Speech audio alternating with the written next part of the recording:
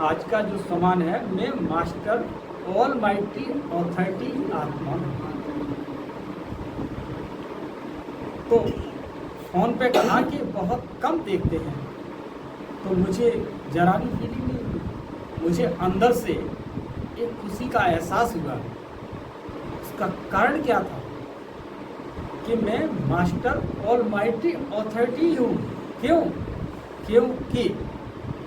क्योंकि आज संसार की नज़र कहाँ पर है?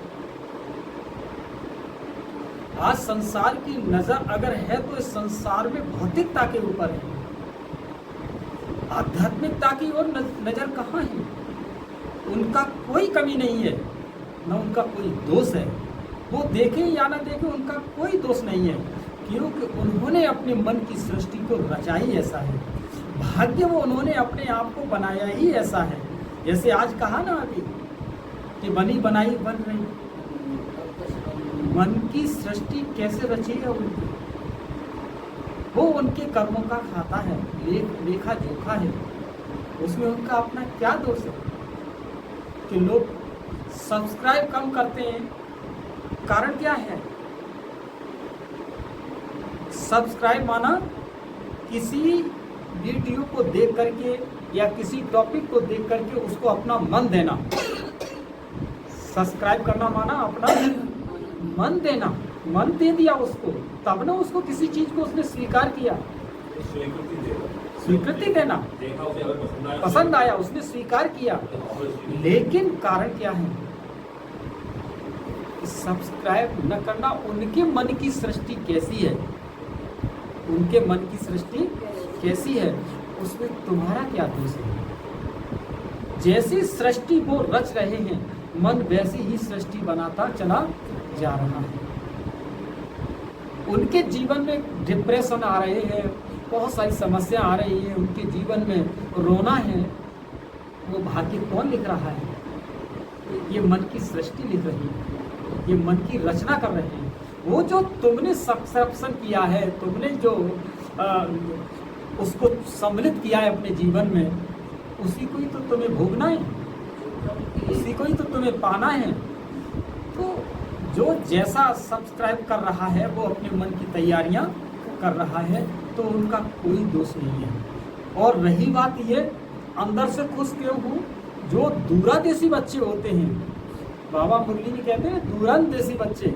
दूरदेशी बच्चे माना वो थर्ड आई के थ्रू, उनको मालूम है कि एक समय ऐसा आएगा कि तुम्हारे कितने फॉलोअर थे। क्योंकि गुप्त तो बहुत गुप्त होता है, गुप्त को लोग कितना देख लेते हैं। अगर तुम्हारे हजारों लाखों होंगे लोग, तो भगवान के करोड़ों लोग कब हो पाएंगे?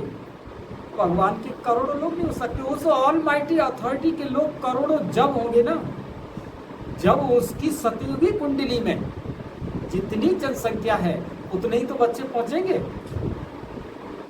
तो आप तो मास्टर ऑल माइटी अथॉरिटी आत्मा हैं, तो आपको भी जो कम देख रहे हैं उसमें भी कोई न कोई कल्याण समाया हुआ है।